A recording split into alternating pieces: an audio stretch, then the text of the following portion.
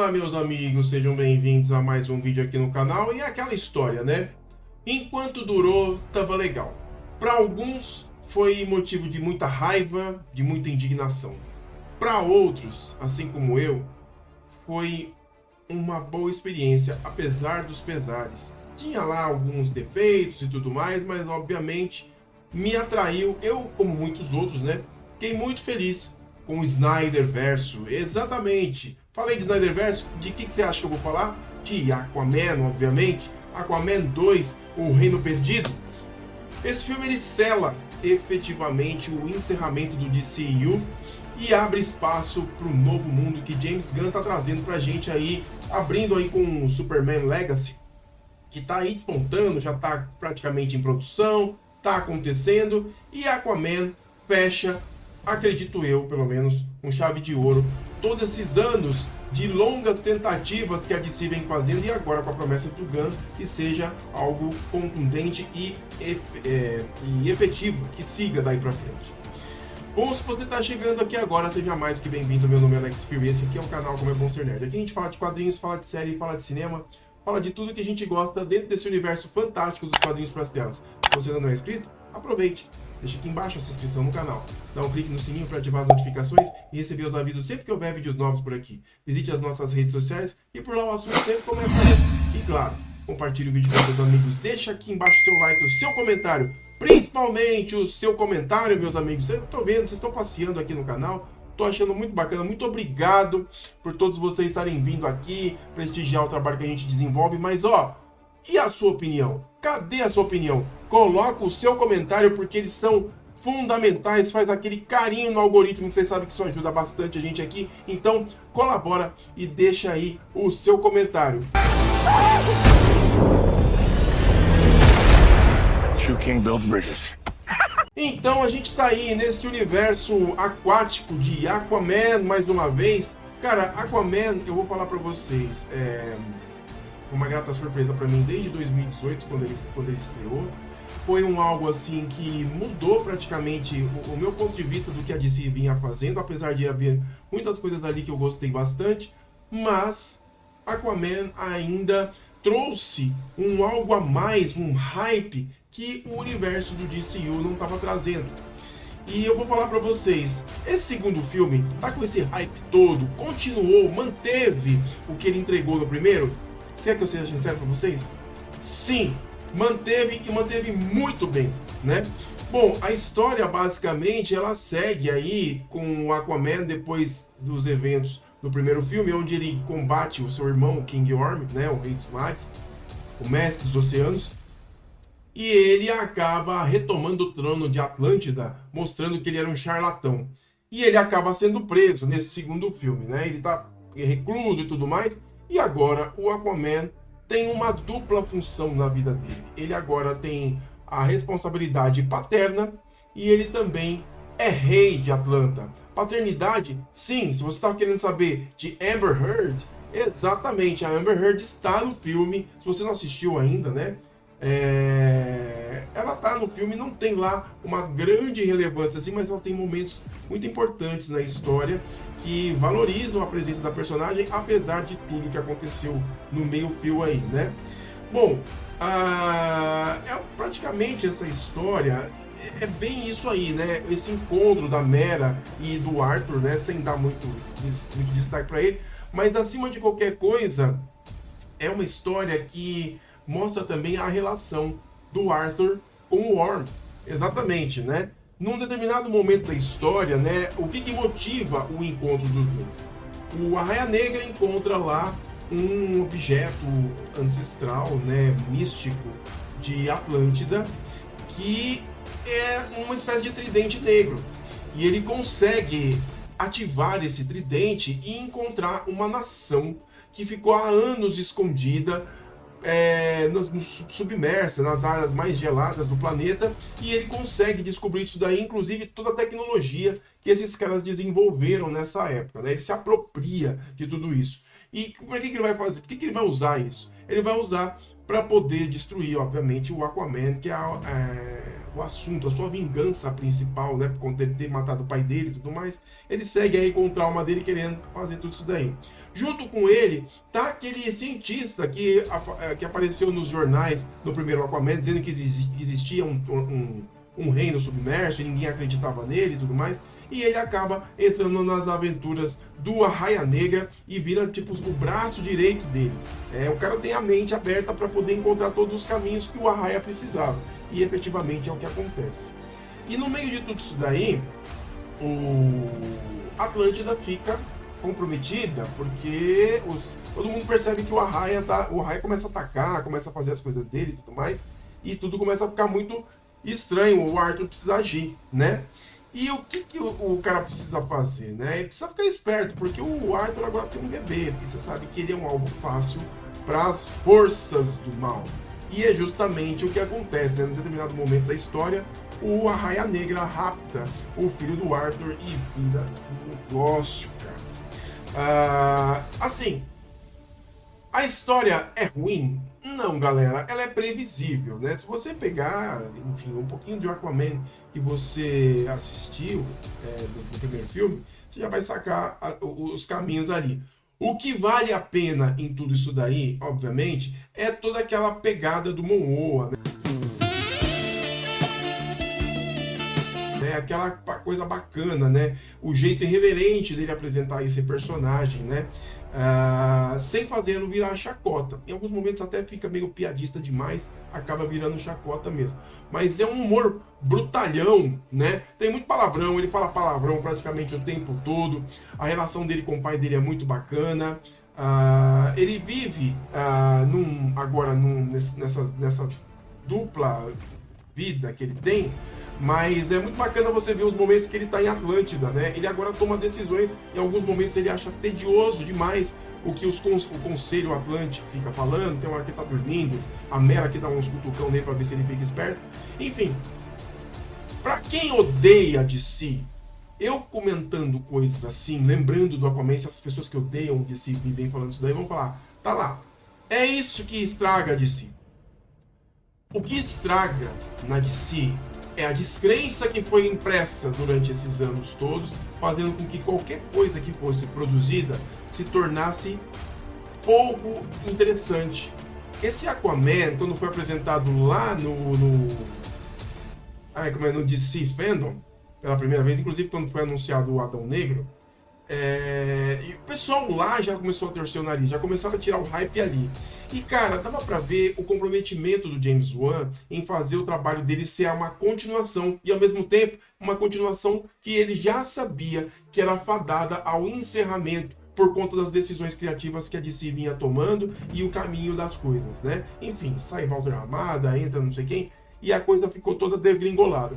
Final da história, ele conseguiu entregar o filme pra gente, e o detalhe é que eu, pelo menos, gostei bastante do visual que ele entregou. Continua sendo aquela essência de Star Wars debaixo d'água.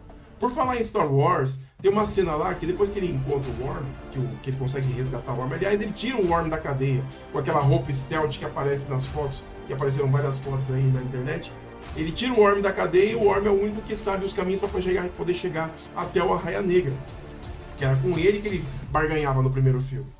E quando eles vão num determinado lugar lá, cara, eu juro pra vocês, aquilo é uma forma de fazer Tatooine debaixo d'água. O cara lá, o Rei Peixe que recebe eles, nada mais é do que uma representação peixe do Jabba the Hutt, né? Muito legal, inclusive o ambiente, né? O bar, os caras tocando, tudo aquilo era Tatooine, só que debaixo d'água, cara. Achei muito interessante a forma visual que eles resolveram isso, mas nada mais, nada menos do que uma mudança de ambiente. Mas ficou muito atraente. Nessa história era uma promessa também a aparição do Ben Affleck, né, do Batman. Dele ou até mesmo do Michael Keaton, né? Eles tiveram as suas gravações feitas para poder fazer sua participação especial nesse filme.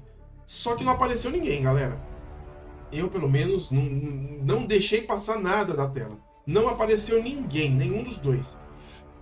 Vamos ver o que vai ser assim no corte que vai vir agora disponível no HBO Max, se vai ter alguma coisa. Vamos falar de Amber Heard, né? A Mera.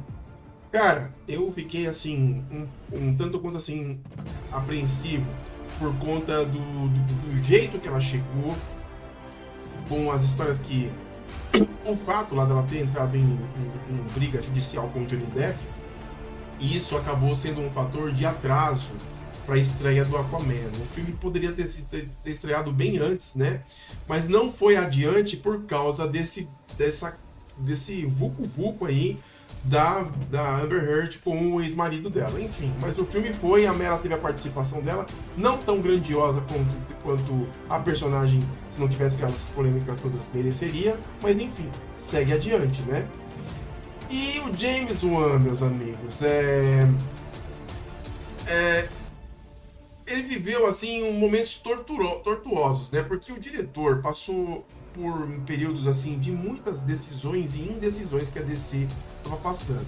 E enquanto isso, o Aquaman estava lá roteirizado, acontecendo, sendo filmado.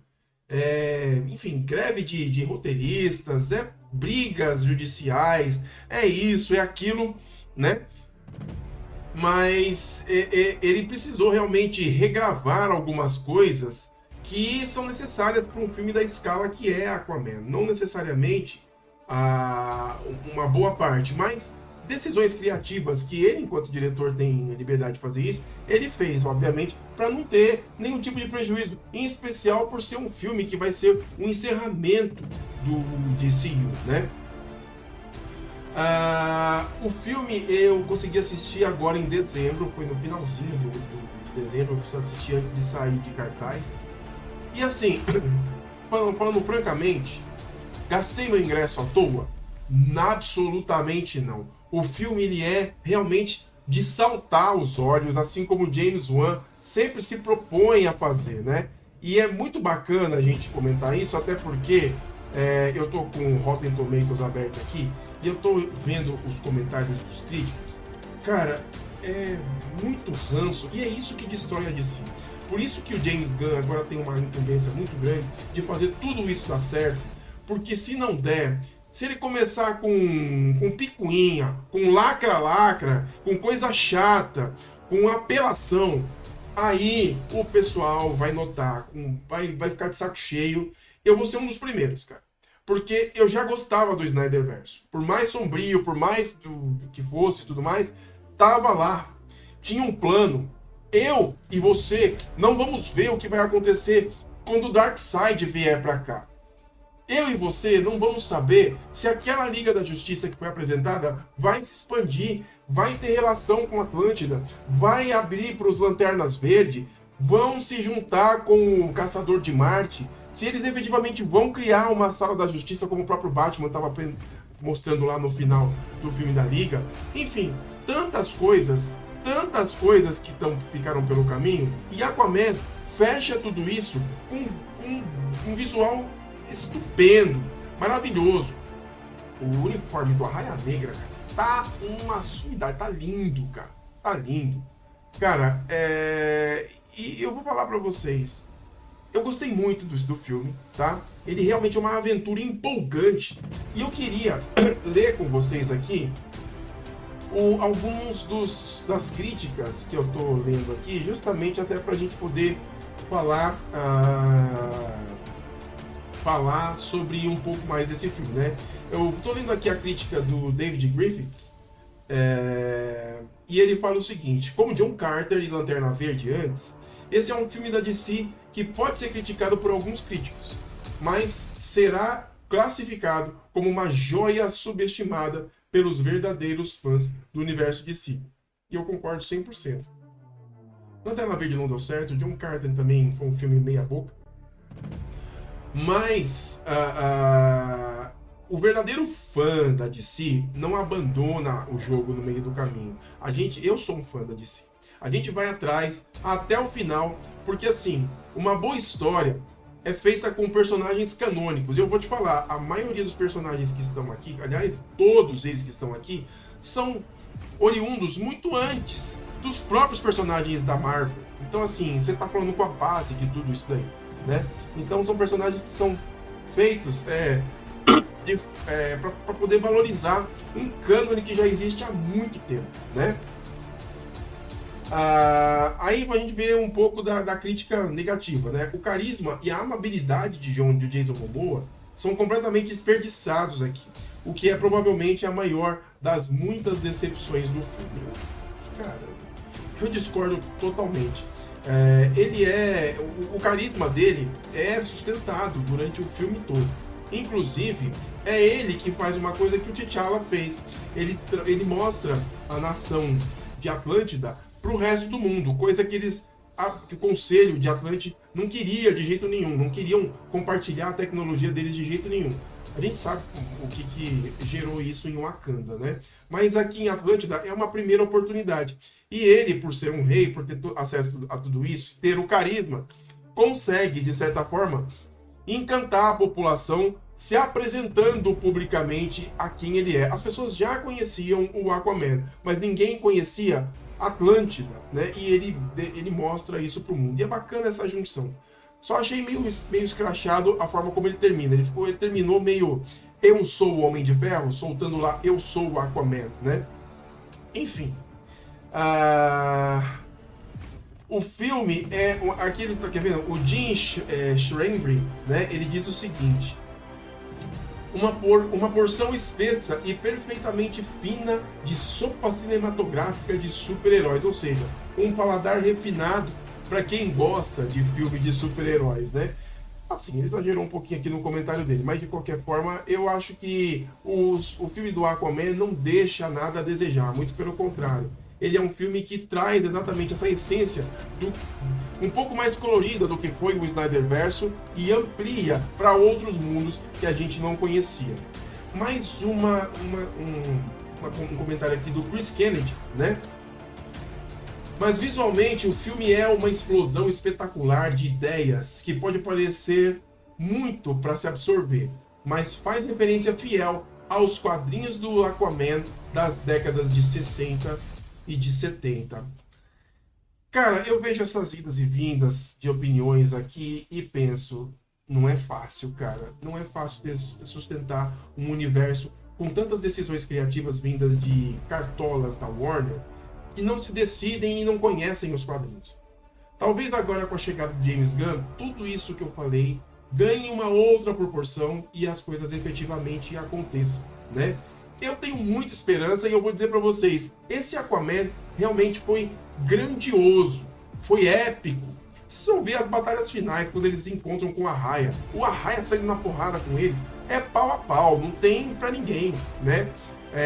Toda a armada que o Arraia conseguiu, aquele conceito lá que eles fizeram de fazer a poluição acelerar no planeta, usando aquele combustível que eles têm guardado lá nos estoques debaixo d'água, que era para poder alimentar as máquinas dessa nação que foi descoberta pelo Arraia, né? Aliás, a história dessa nação descoberta é que existe, sim, um rei ancestral congelado entre todos eles ali, que precisa ser descongelado. É ele que faz a conexão mental e espiritual com o Arraia no momento que ele consegue montar o tal do tridente negro. E ele usa da vingança, da raiva que o Arraia tem para poder movimentar tudo isso e conseguir alcançar a grande vingança dele próprio, da entidade própria. E assim acontece.